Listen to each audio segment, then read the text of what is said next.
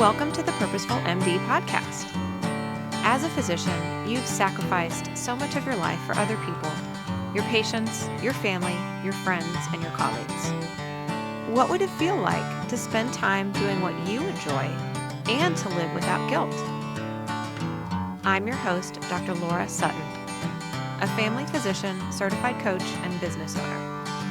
If you're a medical professional on a journey towards your most purposeful life, a life with more time and energy, and ultimately more joy, then this is the podcast for you. While I am a physician, the information presented in this podcast is for educational purposes only and should not be considered medical advice. It is not a substitute for professional medical advice, diagnosis, or treatment. Please consult with your own healthcare provider before making any significant changes to your lifestyle or routine. By listening to this podcast, you are not creating a physician-patient relationship. Welcome to the Purposeful MD podcast. I'm so happy to have on my good friend and colleague, Dr. Lindsey Van Duyn, today. Dr. Van Duyn, welcome. Why, thank you. I'm excited to be here, Laura. Yeah. So, Lindsay, you and I met probably 2 or 3 years ago, virtually via Zoom, and connected there. And you were working on something incredible, which you'll tell us all about today. And then we had a chance to meet in person through Peter Kim's mastermind and at PIMDCon. And I've just really always appreciated your energy. And I'm so excited for our listeners to hear about what you're working on. So tell us about you and your background and how you got to where you are right now. Sure. So I went to med school at VCOM, which is Edward Via College of Osteopathic Medicine, with Virginia Tech, their DO school. And I had all anticipation of going into orthopedic surgery. And I love sports. I love coaching. I like intense things. And then I got pregnant. And that rocked my world. So as a third year, I had twins, and I decided to step aside. So then I went into family medicine, and there's a few cases that really scared me. One was when a patient said they had chest pain, because I can't just fix that. And the other, is when I have these teens in front of me that are just severely depressed. That gets heavy. And I moved back home to practice. And so, this is hometown Iowa. The teens that I was treating are friends, or, they're even my friends' children. And so it became a personal mission to help these children. I couldn't just say, I'll see you back in 6 to 8 weeks. And it was more common than I wanted it to be. And because I saw this as a problem, I just tried to find a solution. And that led me to where I am and why I'm doing what I'm doing, which is immersive medical therapy. Being trained in orthopedics, but working in family medicine, I often feel like I have to go back to the basics. And so I did a lot of literature diving and talking to my psych friends. And we kept coming across virtual reality. And I was like, why aren't we using this? Like the science is already there. It's been around for over a decade. Psychologists are using it. It works. Why aren't we using this? And there's some hurdles there. And of course, I'm happy to talk about where I've taken it today. But that's how I got to where I'm at. I still do medicine full time. And then I have a passion project that I've started on the side. Yeah, thanks for sharing that. I know, and I've talked to you several times throughout your journey, and you mentioned this frustration of seeing teenagers who are suffering and having depressive symptoms, suicidal ideation, and this just you're feeling so, I haven't heard you use this word that I remember, but helpless, that you've got 15 minutes with them and they're probably coming in with their parents, maybe not, but just this really helpless feeling of not being able to work with them in the way that you want. Maybe prescribe a medication, maybe not. We all know that there are so few resources for mental health these days. I imagine it's compounded in a rural area where you live. And so just really wanting to give these kids the support that they need. Yeah, And so I love that you took this challenge and instead of kind of letting it drag you down into the dumps, you decided to do something about it. And I think yeah, that's so inspiring. And, I think a lot of us kind of get in this feeling of like, oh, this is such a big problem. It's hopeless and we're never going to be able to fix it. And we might not be able to like completely fix teenage mental health. Um, but at the same time, I just think about the impact that you've had on your patients and these kids. And so it's so inspiring to me. I remember talking to you about it, sitting here in my office talking to you about it years ago, and just like, this is incredible. This is really something amazing. And so, yeah, so let's hear all about it. Could you imagine if all of us doctors actually put into work a passion project? Like we would change the face of medicine, Right, not be bogged down by insurance, not be bogged down by our bosses, not be bogged down by the amount of hours we're working, but each one of us has a solution. We all have it. We all have ideas. right. How neat would it be to create an environment where we all get together and we just like do it? Like, let me help you. How can I help you? And I think that's where I think Peter Kim does a great job. It's just like especially with me, it's like, Lindsay, who can I connect you with? Yes. And Vikram Raya, he's just amazing. Like, who do you need to meet next? And I think, man, if we could do that for all physicians, I mind blowing. know. Well, Yeah, we can, right? I mean, sure. I think you and I come from a lot of the same mentality of how do we empower each other? And, Yeah. we've mentioned Peter Kim a couple times, and he's phenomenal as a great person, good friend, good mentor, very good connector, and also just incredibly motivational Hmm. to, I know for you, for myself, for so many other physicians, whether or not you and I've had an opportunity to be in his mastermind and work with him closely, but I know he's had a lot of touch points and just really had an impact on so many other physicians and their families as Yeah. well. And Yeah. so I think, yeah, if we could have that conversation too about the power of masterminds. But yeah, again, I think it's just this testament to you and your persistence that you are like, this is and I know you've had some barriers along the way. I remember talking to you about some of those, and yet here you are. And if you're watching us on YouTube, you've got the headset in the background. And I was a tester once, and I didn't want to take it off, so it was incredible. So okay, so tell us, what is immersive medical therapy? Sure. Immersive medical therapy is combining virtual reality with medical advice. And so I essentially help these children get into a state of mind where they're more receptive to the advice that I'm about to give. When a child comes in, and it may be the first time that they've actually admitted to a grown adult or a professional that they are severely depressed and they meet the criteria for depression, but also usually they have suicidal thoughts or ideation or a plan or a previous attempt. And, that's being disclosed. It's all out there now. So when I was in the office, I didn't want to just let them out of my sight. I'm 6 to 8 weeks out, and I can't. It is not appropriate for me to say I'll see you again in 6 to 8 weeks. Getting them in with counseling in my area is not fast, and psychiatry takes 3 to 6 months. And so, they're in my care for the time being, and I wanted to develop a course essentially where I could tell these kids what I wanted to tell them without having to use my time. And so the course is designed over 8 lessons where I meet with them and put them in virtual reality. And we can talk about the science behind virtual reality because that's actually a huge part of why it's so cool that a doctor is designing a program. I'm not going to do something that's just woo or sounds good. Like I'm actually finding literature to support the science of what we're doing. And so, we talk about behavioral activation and physiologic change and flow state and cortisol, adrenaline, dopamine, all of those things in the science part of it. But when I put them in the virtual reality headset, My goal ultimately in lay terms is to calm their brain.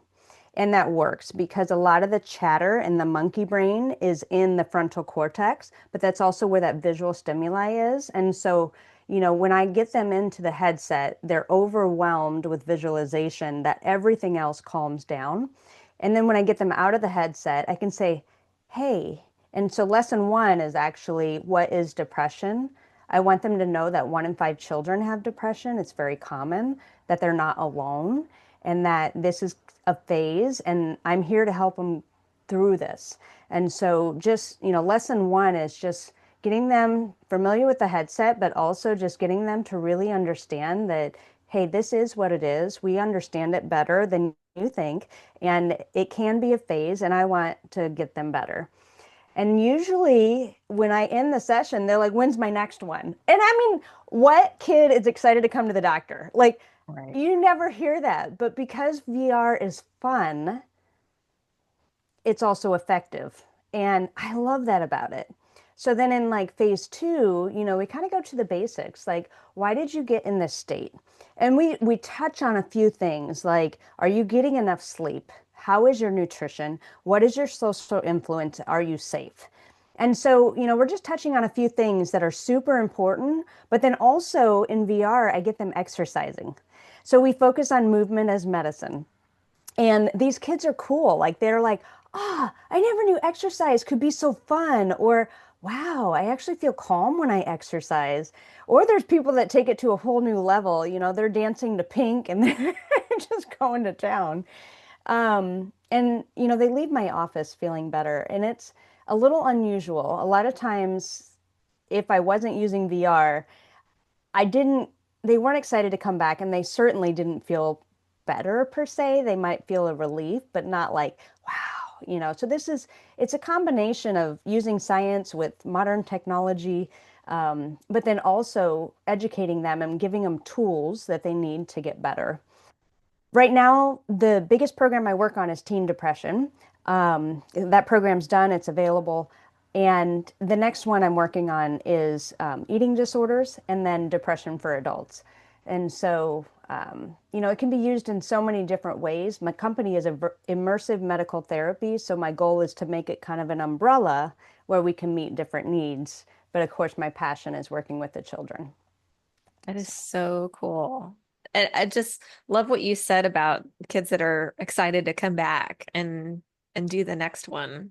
yeah, Like, yeah, what teenager wants to come to the doctor and talk about their depression with a grown up, yeah, right? yeah, yeah.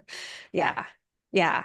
And you said you're meeting them where they are. And I mean, I didn't grow up with cell phones and we had video games, of course, which I didn't wasn't really into, but our teens are so accustomed to screens and screen time, and that's a whole other issue. But instead of really looking at that and saying, well, screen time might be a contributor to teen depression, it's like, no, these kids are this is what really stimulates them, and this is what they listen to. Like you said, this is what brings them into the safe space. And so really just kind of capturing that and capitalizing on the fact that they're going to want to do this, and Mhm. this is something that they are going to find exciting, and and Mhm. and then getting them moving too, because a lot of teens don't tend to move. They're unless they're in sports, at least that's my experience, or something that gets them active. And I think that is so amazing. And I'm curious, what are the results that you've seen in your practice and in the building of the company? Sure, sure. My actual numbers are on my website and my app, but um, I would just say 100% of the kids say they got a lot out of the program. 100% of the kids said they enjoyed it and that they would recommend it to others. Um, when we look at the PHQ-9 scores, there is an 80 plus percent improvement. Um, there, there was kind of a mix. There was a child that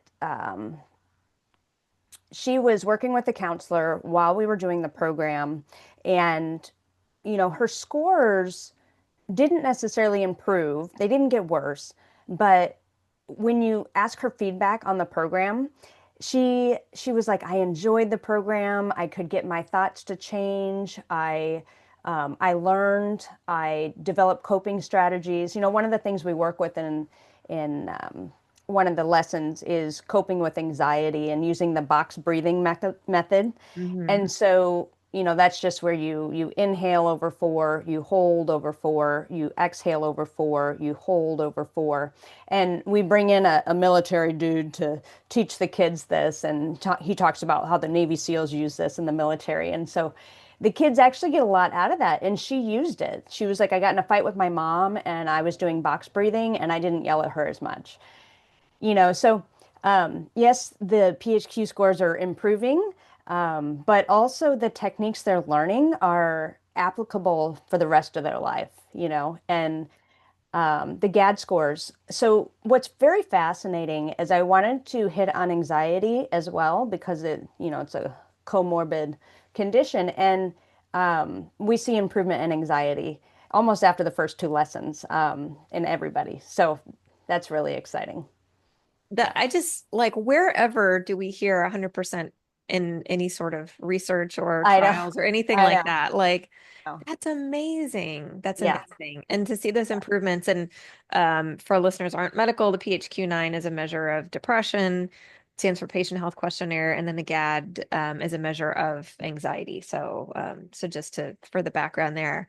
And that example that you gave, I think about how so many of us, even if we don't have any clinical mood disorder, when we get negative thoughts, we get, well, at least for me, and I hear this a lot of my clients and colleagues that we get stuck and we start to ruminate. And that's where a lot of the anxiety and some of the cognitive behavioral therapy can come in.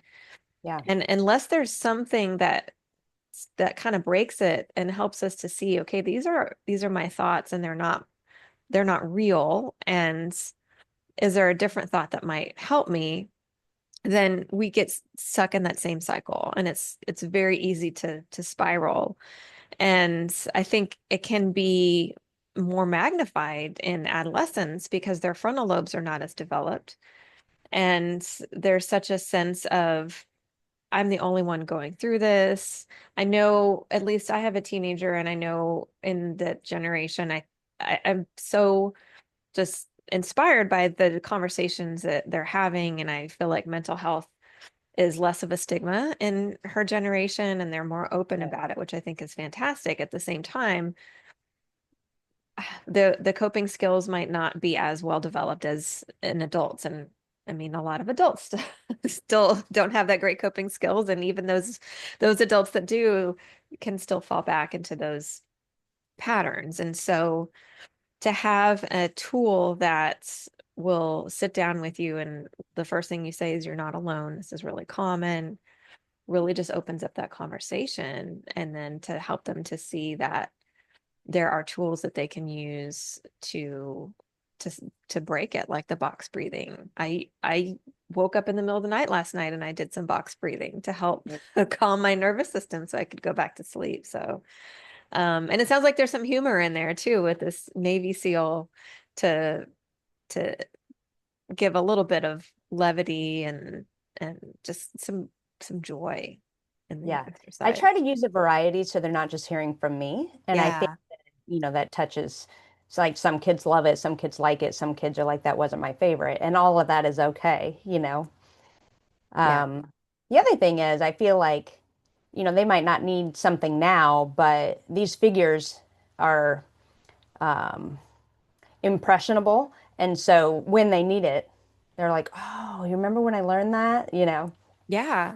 So, So they yeah. remember it because, again, and I know I'm preaching to the choir, but just what's what I'm hearing is since you're bringing them into a state of safety in their nervous system, they're going to remember it.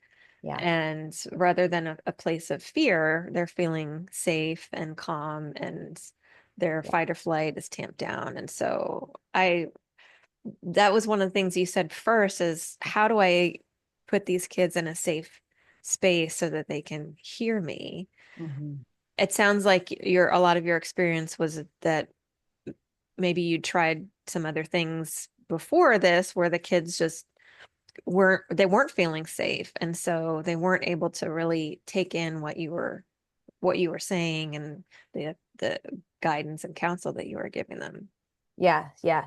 And there was a study, and this was published in the American Academy of Family Medicine or Family Physicians, where they talked about the child's relationship with their physician is the positive predictor of an outcome. And so, um, man, when I heard that, I was like, I don't need a counselor. What I need is for them to keep coming back so I can be the influence that they need. Yeah. And then when they get into counseling, I can let go a little bit, you know? So at first it was very like, oh my gosh, I need air, I got to find counselors. And then we're not available. And then it was COVID, so they weren't meeting people. And then, insurance is a barrier. And for me, sometimes these kids can't drive and they got to go 30 miles. So, yeah, I mean, as a physician, we know so much and we're so equipped. We don't know it all, but I love that saying, where it's like they are just one child in our life, but at that time in their life, we are one influencer. We are maybe the one person that they truly do need, the healthy relationship and role model that they need. Like we are their world in that moment because they have suicidal thoughts. They don't know if they're safe at home or, that relationship they just got out of is just making them feel like the world is done. And so if we're that breath of fresh air for them, um, we need to keep them in our care. And I was going back to that statistic where just, we still have significant influence over our children that are in our office as patients. When I read that article, that was empowering to me that I can do this. I should do this, and not just VR. I'm just talking about keeping these children, treating these children, even though I'm not specialized in psych, even though I'm not specialized as a pediatrician, even though I'm not a counselor. Like, this can start here, and then I can build the resources as they come. So, yeah, Yeah. Yeah. And I know you've worked with a lot of psychiatrists and folks to help develop this too. And I think that's something that I hear from physicians a lot is, well, I'm only a pediatrician, so I can't do this, or I'm only a whatever. I'm just that little part of me dies every time I hear that. Like, you're a doctor. That's a big deal. And so the fact that you didn't let that stop you, you didn't let that hold you back. And I know you've hit a few bumps in the road, and yet you persisted. So yeah. share a little bit with our listeners about what helped you get past those challenges. Yeah. Yeah. I think a lot of it just had to do with me not doing something like this before. It feels very foreign to my nervous system. So why me, But what gets me out of that is when I just go back to my why. The child that I'm treating, and I'll keep her name secret for HIPAA, but she was a 14-year-old with suicidal ideation that didn't share this with anybody. And her mom was one of my friends in high school. And, her mom looked me in the eye and said, we're a good family. Like, how did this happen to my little girl? Like, what do I do? And I need your help. And so when I developed this program, I developed it for her and I used it with her. And like I could cry because she would say things like, Lindsay, this is the first time that my thoughts have actually stopped. All those negative feelings stopped chasing me. And I'm like, wow, okay, what I was reading was actually real and VR does work and what I have to say matters. So, okay, I'll just keep going. And so, we would spend time, usually on the weekends, doing these lessons together, and it was impactful. I've seen it work. And I know in my heart it works. And so, therefore, even though the funding isn't there or um, there's a little bit of a resistance in the medical field. So counselors have been using VR in their clinic for over 10 years. 10 years, but yet there's resistance in the medical field. But yet the AMA has a CPT code, so you can bill for it. So why aren't we using it? So, it's just like these little nooks that I'm punching down. And I've been invited to speak at the AOA, which is pretty cool. So they have their annual conference in September, and it's going to be the virtual reality of medicine. And so my goal is, just to bring awareness to people, but also we have a lot of resources out there that are already being used, and they're only getting better and stronger. So that's exciting. Um, as far as other hurdles, I still work full time. I still mom full time. Um, so finding the time to do this can be challenging. If anybody is a physician working on your passion project, like just keep going. Finding, even if it's a half hour every day or an hour every day, I wake up extra early just to do this stuff. The passion of it overflows into the rest of my life. I am a better physician because I also do something I really enjoy. Or I am a better mom because I'm actually not just doing the monotonous day-to-day grind, but I'm actually like giving myself fuel to the soul that allows me to be a light to the world. I mean, it's just like these little things that go on in my head, and I don't know, maybe I'm repaving my neural pathways.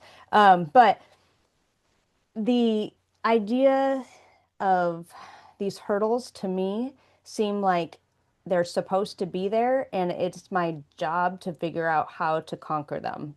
And so it's taking me longer, it's taken more money, it's taken me a stronger mindset. I don't think those are by accident, right? Like most people give up. Most businesses fail in the first year. Well, I made it my first year. So, um, and the other thing is I'm still making impact. And so I'm just gonna keep going. That's what I believe. So hopefully that helps somebody. Oh my gosh, so much gold in there. And I'm getting teary too, hearing, your story about your patient and that she's your why. And when you've had challenges or the doubters, and I know you've had a lot of those, you just remember her and you say, I know this works. This works. And it's saving lives. And so I'm not going to stop. I'm not going to let this uh, veer me off track. And what you said about those are there for a reason. Those stumbles and those roadblocks are there for a reason. And they're all to really just kind of reinforce for you that this is your path. And I think that, yeah, a lot of times we see these challenges as like, well, this is a sign that I shouldn't be doing this, right? Mhm. And to you, it's like, okay, this is a sign that I need to double down. I need to make sure more people know about this, and I need to shout it from more rooftops. Yeah. And that is just so inspiring for me and so inspiring for our audience and what you said about rewiring your nervous system. Yeah, you really are. Because every time that you see a challenge and push past it and go back to your why, that you're bringing your own nervous system back into safety. You're doing for yourself what you're doing for your patients and showing them that, yeah, it's okay. And this is my path. And what you said about being a better mom and a better physician as a result of this passion project. I hear that a lot of times too from other physicians and my clients that, well, I can't do this because it's going to take time away from my kids. And you've brought your girls into this. I know you've shared with me some of the conversations that you've had with them and you've showed it to them and so They use a VR headset almost better than I do. It's so fun. yeah, so you're They're not, it's intuitive. not like the separation of my passion project, oh, and then spend time with my kids. Like you've brought them into the mix. And so they get to see what mom does and get to be excited right there along with you. Yeah, yeah. And when it gets difficult, I go into my team, right? So like in March, I always go to Cedar Sinai's virtual reality and medicine conference, and I had a list, and I was fully ready to say, do I keep going or not? Like these are real barriers. And my team pulled together and pretty much said, don't stop. You need to talk to this person. You need to meet up with this person. You need to change your headset from MetaQuest to Pico. You need to, meet with this lawyer. You need to, consider this FDA path instead of that FDA path. I've met with the FDA. I'm working with IRB research. You know, I have a lot of uh, people around me that are cheering me on in ways that I never thought I would need or look for, but because I just keep going, it's like the opportunities, they just kind of lock into place. And I think it makes the project stronger. Um, it's I feel like I'm doing it on my own, but really I'm not because I couldn't do this alone, you Mhm. know? So it's yeah, I hope that resonates with somebody that's trying to do something because don't give up. Like it's Yeah. about who you know. And if you have your passion and you know it makes a difference, just keep going. Yeah. I hear that too. It's like, well, I don't know how to do X, Y, or Z. Like, well, you didn't know how to do a central line 20 years ago, but you've learned, Yeah. you figured it out. Yeah. And somebody Yeah. showed you the path. Yeah. So somebody can show you this path. Yeah. It's so exciting and I'm just so happy for you. And you've inspired me over the years in so many ways. So thank you for that and for um yeah, for being that for me. Tell us, so you mentioned the app, so I want to hear more about the app and then where people can find you. Congrats on the speaking at AOA. That's incredible. I can't wait to hear how that goes. So you'll definitely have to let me know. But yeah, tell us about the app, tell us where people can find you and some advice for our listeners. Sure, sure. So if you have an Android or an Apple, you can download my app on Immersive Medical Therapy. Um, the logo, let's see. I don't know, can you guys see that? That's the logo. Yeah, on YouTube we can we can see it a little bit. We might want to have to drop it in there for our podcast listeners. So There you go. There's the logo. So when you search for immersive medical therapy, you just pull that up. It's my website too is immersivemedicaltherapy.com. You can email me at immersivemedicaltherapy at gmail.com. Um, as far as contacting me, of course I have my business cell phone number available. Somebody can reach me that way. So I'm happy to talk to whoever has questions or needs inspiration. um, if you want to look at using the product for your patients or for kids. um, yeah, yeah. thank you so much. So wonderful to Thanks talk to for having you. me. Yeah, I I've appreciate it. yes, like I said, it's just been incredible to watch your journey and just see everything that you've pushed through and like I said, really inspiring for me. And so thank you. You've always been an inspiration and a rock for me too. Thank, Someday I'm going to write a book just like you. thanks so much for being here, Lindsay. Thanks, Laura. Bye-bye.